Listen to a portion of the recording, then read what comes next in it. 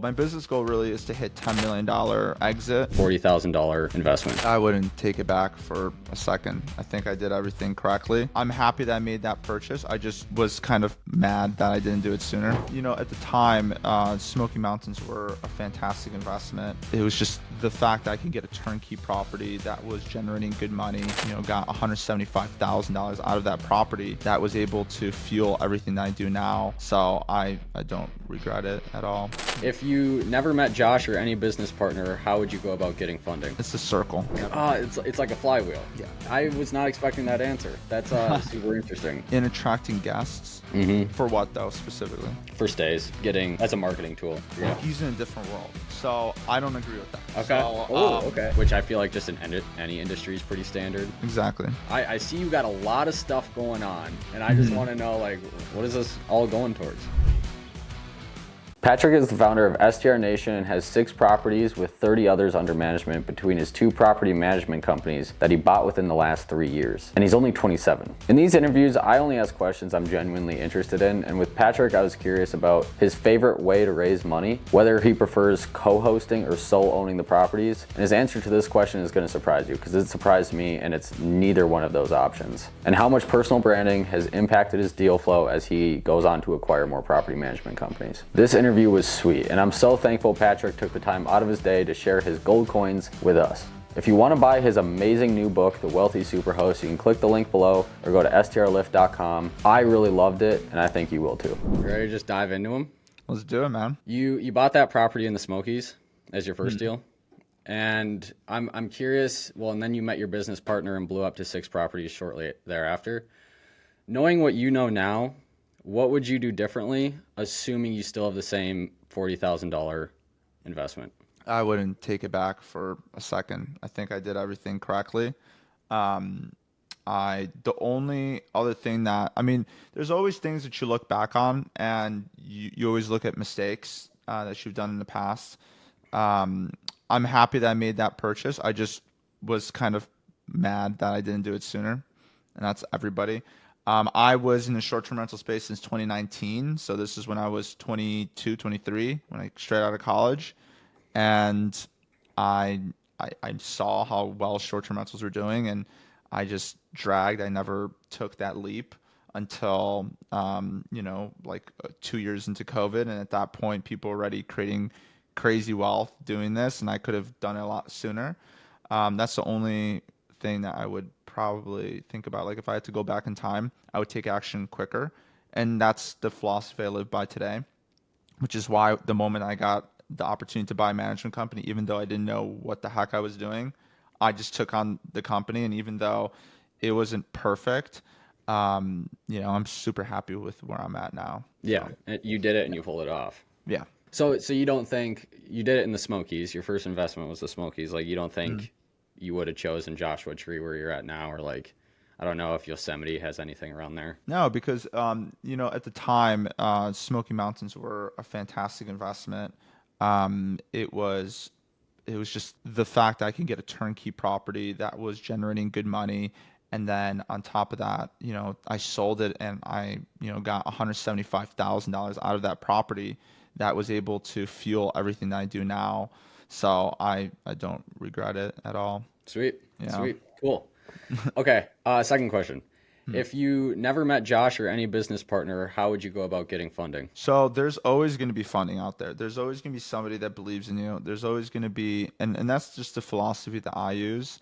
Josh just happened to be the guy. But keep in mind, Josh also benefited a lot from me, right? Like, I was able to find a property management deal that allowed him to get into property management.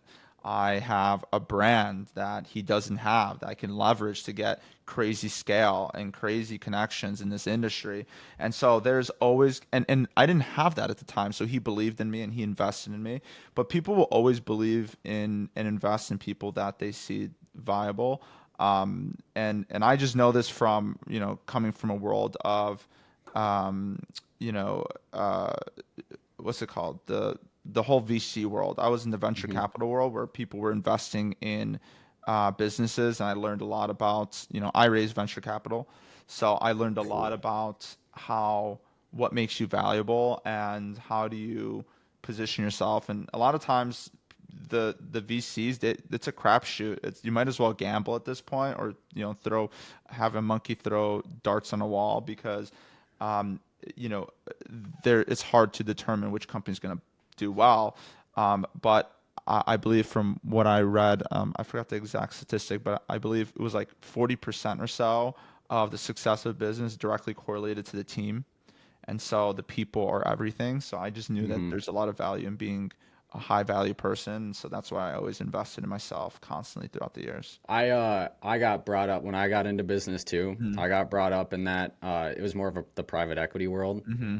And so I kind of like before I knew anything else, I was learning like EBITDA and multiples and like the valuation of a business, which was like Nice. way over my head. But now I'm looking back and actually looking at acquiring someday soon. I'm Nice. so glad that I learned that skill like so early It's a on. great skill. And Yeah. sometimes you don't know the blessing of the things you learn until you come to use them. But the one thing I haven't used yet in real life is the Pythagorean theorem. What is that? What's that? Yeah. What's that freaking thing in math? I forgot the Yeah, name. Pythagoras. Yeah, you Yes. were right. Yes, yes. The Yeah. A2 or BC2 equals B2 plus A2 or Oh, something. yeah, I don't know I what it remember that. is. Yeah. It's for a triangle. Yeah, like they're like, oh, yeah, like the stuff they teach in school. I honestly, Mhm. none of that stuff really mattered to me, but I don't know. Maybe one day I'll use it and I'll be like, wow, they were right. School was Yeah, right. But same with the periodic table. That was the periodic class table. Yeah, yeah, yeah, exactly. yeah, that was I've the never class I used was that always just before. like, yeah. Yeah. Okay, second or third question. You mentioned you're a mix between co-hosting and owning, right? Yeah. Yeah, fact checking. Which do you prefer? I like both. And let me tell you why. So ownership's great because of obviously you own real estate, you have long term, you need both, by the way, long term appreciation. Just the fact that you have ownership over something, you can take losses with taxes and whatnot. But at the same time, I like co-hosting because of less risk and high cash flow. So co-hosting will always have higher cash flow than owning your own. Um, and it's just there's less risk involved in that, and there's more upside, um, and it's a service that you provide. So you need to have cash flow, and then you need to have offsetting those taxes and all that. So like right now, it's like a swinging pendulum, right? Like right now, I went really hard on cash flow, which I buy management companies, doing all this stuff, getting really great cash flow. But at the same time, taxes are a thing. So taxes, the way you offset taxes is by doing doing real estate, like owning real estate. So now I have to own real estate. So every year I'm like, okay, well, I have to do cost seg. I have to get real estate to basically not pay as much in taxes. So it's kind of Got it. it's a circle. It's a never ending. It's like a flywheel. Yeah. So Yeah. Okay. Super. I was not expecting that answer. That's super interesting, yeah. actually. Uh, four is did genuinely curious, like did personal branding influence the your latest acquisition in any way? Absolutely. I mean, absolutely. The so personal branding has multiple facets to it. Um, One is reach, right? Like you have the ability to stay top of mind for a lot of people. It's those impressions. I'm able to like keep top of mind. Like my video shows up, people are thinking about me. Now, second thing is is the actual like conversations you have and your conversions and things like that. You can actually get business from it. So you can potentially get people into like becoming under management or something like that. But I think where really helped me in the last acquisition was the credibility that comes with it. So credibility is everything. My personal brand allows me to be deemed an expert in what I do. Therefore, on the front of the owner trusting me with the management company, that was a huge thing. But then when we acquired the management company, we had the owners of all the properties that we had to keep on board. And to be able to keep all these people on board, they have to trust that these new people, this new guy that comes in, they know what the heck they're doing.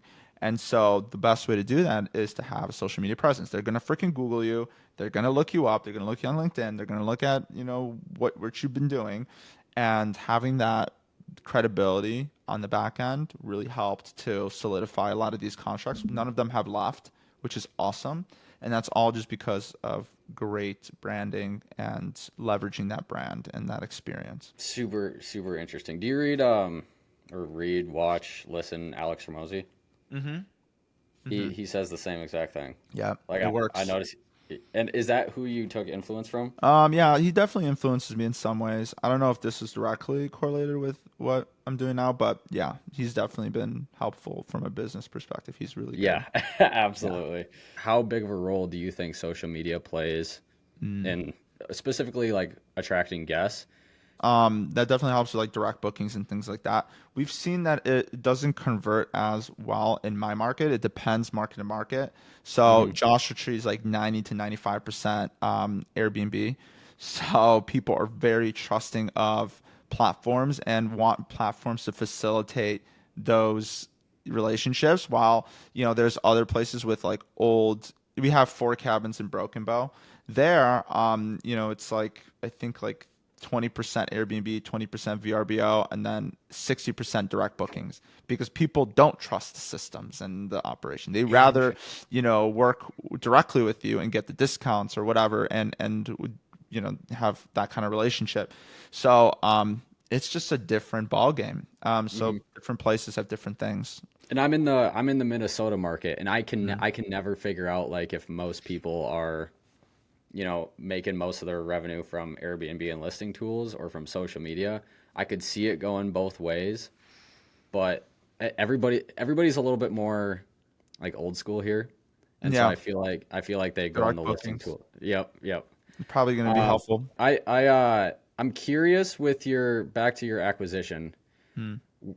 I think your contracts when you bought it, they were like 6 months, right? When we bought the management company, Yeah, the the first contracts with one. the owners. The first management company had 6 month initial term and then month to month after that. So technically, a lot of them were month to month. Okay, Yeah. what's your preferred contract? I mean, why wouldn't you love to have longer term contracts? And it's a lever, right? So I have 2 companies right now, like 2 brands. And both one brand is more luxury and one brand is a little bit more fun and kind of like all around. And the stage you like, the more fun one. That one we have a lot of month to month. We started doing 1 year renewals, but we do have some older contracts that are month to month. The thing with that is like it's just faster scale. You can more easily convince people to take on a 6 month agreement and then go month to month than it is to convince them to do like on my other luxury brand has 2 year commitments. So, it's a lot easier. But at the same time, the 2 year commitments, there's more value that comes up front with that. So it's a push and pull for the owners and for us. It just depends. But I think, both ways are great. I just wouldn't go month to month if I could help it. I'd rather do renewals at 1 year or something. So it's just easier that way. Okay, that's kind of what I was thinking from you. I was thinking like an answer would have been anywhere between a year and 3 years, Yeah. which I feel like just in any industry is pretty standard, Mhm. you know. Yeah, exactly. All right, last question. What's the vision?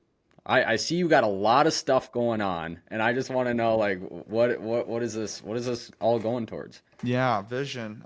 Good question. I think, with vision, for me specifically, I have a business goal. My business goal really is to hit $10 million exit.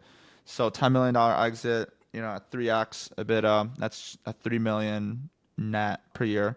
So, you know, can I hit that? Yeah, I can probably get to that point, but it's gonna take, it's still gonna take some time.